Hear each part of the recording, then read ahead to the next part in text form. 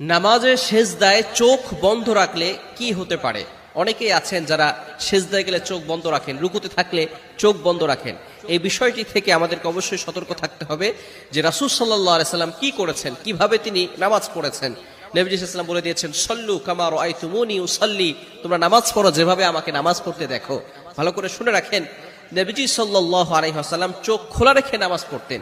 কিন্তু আমরা অনেকে মনে করি, বিশেষ করে অনেক মা বোনেরা আছেন, তারা মনে করেন যে চোখ বন্ধ করলেই আমরা নামাজের ভিতরে শান্তি পাই, নামাজে মনোযোগ থাকে। তবে সুন্নাহ কিন্তু হচ্ছে চোখ খোলা রেখে নামাজ আদায় করা। সেজদার ভিতরে অনেকে চোখ বন্ধ করে রাখে, নবী সাল্লাল্লাহু আলাইহি ওয়াসাল্লামের সুন্নাহ কিন্তু এটা নয়।